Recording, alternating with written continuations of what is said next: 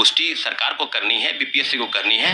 परंतु हजारीबाग की पुलिस ने ये बात को मान लिया है कि बिहार में जो तीसरे फेज की बहाली है और जिसकी 2 शिफ्ट की परीक्षा है, लगभग 9:30 बजे से 12:30 बजे और फिर 2:30 बजे से 5 बजे तक जो होने वाली है, उसका पेपर लीक के संदर्भ में लगभग 200 से 250 लोगों की गिरफ्तारी हजारीबाग पुलिस ने की है और सर्वर गैंग द्वारा 2 अलग-अलग होटलों में बैठाकर लगभग 250 से 300 अभ्यर्थियों को 3 दिन पहले से क्वेश्चन पेपर देकर रटवाया जा रहा था। 3 दिन पहले से क्वेश्चन पेपर रटवाया जा रहा है। हाँ, 3 दिन पहले से रटवाया जा रहा था। तो ये पटना की पुलिस हजारीबाग पहुंच गई है, क्वेश्चन पेपर का मिलान हो रहा है। मुझे लगता है बिल्कुल 99% गारंटी के साथ कि ये जो प्रक्रिया है, ये जो बहाली प्रक्रिया चल रही है और जो गिरफ्तारी हुई है, इसी संदर्भ में है कि बिहार में परीक्षाएं होने वाली है। अब बड़े पैमाने पर जो सिंडिकेट रैकेट बिहार में फल फूल रहा है, उसी का ये नतीजा है कि जहां पर गरीब किसान मजदूर के बच्चे जो हैं, ये पढ़ने पर विवश है, नौकरी लेने के लिए लायक है और पैसे के दम पर बड़े घर के लोग जो है नौकरी पाने में कामयाब हो रहे हैं। एक तरफ छात्र इतना मेहनत कर कर अपने परीक्षाओं की तैयारी करते हैं और दूसरी तरफ हमेशा पेपर लीक का मामला सामने आते रहता है और टीआरई 1 टीआरई 2 दोनों की परीक्षाएं सफलतापूर्वक ली गई, लेकिन टीआरई 3 में इतनी जल्दी क्या सरकार की जरूरत है कि इतनी जल्दी एग्जाम ले लिए इन्होंने? बिल्कुल बिल्कुल, तीसरे फेज की बहाली की प्रक्रिया जो नोटिस आया था कि हम अगस्त महीने में आयोजित कराएंगे और फिर ये क्रेडिट लेने का होड़ था। पहले तेजस्वी यादव महागठबंधन की सरकार क्रेडिट लेने रही थी, आज एनडीए की सरकार क्रेडिट ले रही है कि देखिए हम तो तीसरे फेज की बहाली की प्रक्रिया जो है अब इधर ही करा रहे हैं, मार्च में ही ले रहे हैं और फिर चौथे फेज की बहाली की प्रक्रिया जो है अब अगस्त में शुरू होगी। तो अब कहने की क्या जरूरत है, आप क्रेडिट लेते रहिए ना भाई, आप तो बहाली कराए। बिल्कुल सही है कि 3 महीने में 2 लाख लोगों को आपने नौकरी दी, लेकिन अब 1 महीना से बीपीएससी का कोई चेयरमैन अभी तक नियुक्त नहीं हुआ है और एडिशनल चार्ज में वो बहाली प्रक्रिया चल रही है। क्या जरूरत है? यहाँ तो एमपी का टिकट कौन लेगा, किसको मिलेगा, इस पर बात हो रही है। कहां पर किसको क्या होने वाला है, मंत्री का पद लेने वाला है, इस पर बातचीत हो रही है।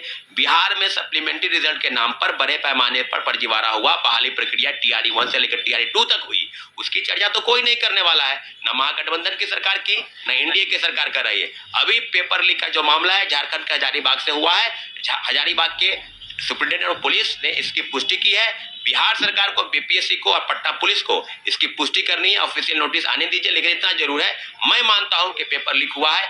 झारखंड में भी 17 मार्च को जेपीएससी की पीटी परीक्षा होने वाली है, उसके संदर्भ में भी मैं नहीं कह सकता कि कौन सा, लेकिन पेपर लीक हुआ है। 250 से 300 लोग कौन है, इसकी पुष्टि बताए कि कौन है और किन किन पास से क्या क्या मिला है। सारी चीजों की 10 लाख 12 लाख 14 लाख 18 लाख देकर लोग बहाल हो रहे हैं, शिक्षक बन रहे हैं। इस तरह से फर्जीवाड़े तरीके से बहाल होने वाले शिक्षक बिहार क्या किसी भी प्रदेश की शिक्षा व्यवस्था को नहीं बदल सकते हैं। बड़े पैमाने पर सिंडिकेट फल फूल रहा है, उसको ध्वस्त करने की जरूरत है। बिहार सरकार को केंद्र सरकार के द्वारा जो बिल पारित हुआ है लोकसभा में, उसी तरह अक्षरता नियम का कानून का पालन करना चाहिए और यहाँ पर संशोधन करके एक नए नियम लाने की जरूरत है बिहार सरकार। क्या लग रहा है सौरभ जी, क्योंकि देखिए रोजगार का और नौकरी का क्रेडिट लेने के लिए तो होड़ लगी हुई थी और इसका क्रेडिट कौन लेगा जो पेपर लीक हुआ है? यही तो विडंबना है ना कि अगर किसी चीज का श्रेय लेते हैं, अगर बेस्ट अच्छा होता है तो श्रेय तो आपको जाएगा, लेकिन अगर कुछ गलत होता है तो उसका श्रेय कौन लेगा? उसका श्रेय भी तो आप ही को जाएगा।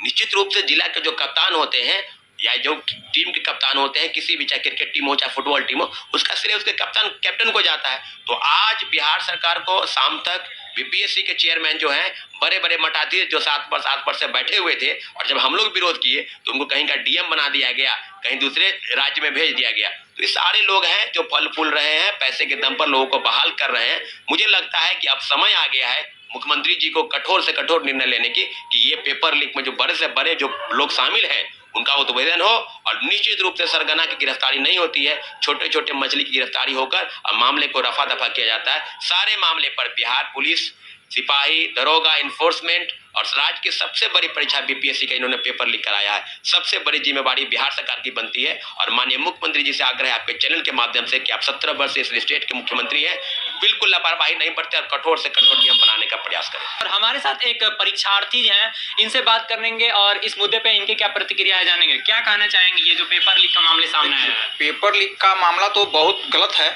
ऐसा होना नहीं चाहिए। और ये टीचर का ही नहीं है, बिहार में आज तक जो भी एग्जाम हुआ है, सिपाही का हो, दरोगा का हो, जो भी एग्जाम हो, विवादित रहा है। तो ऐसा क्यों हो रहा है? अभी न्यूज आ रहा है टीचर वाला में कि 250 करीब हजारीबाग से पकड़ाए हैं। पहले डिजिटली करता था जो कि वायरल हो जाता था, अब जो है कहीं होटल में लेके बैठा रहा है, छात्र को बैठाया जा रहा है, पढ़ाया जा रहा है क्वेश्चन, ताकि ये डिजिटली वायरल नहीं हो।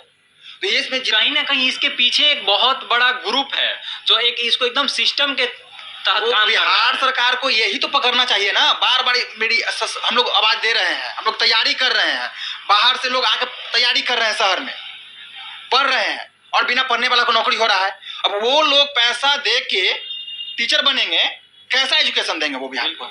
सरकार करी कि हम रोजगार दे रहे हैं, नौकरी दे रहे हैं, लेकिन नौकरी किसको दे रहे हैं आप?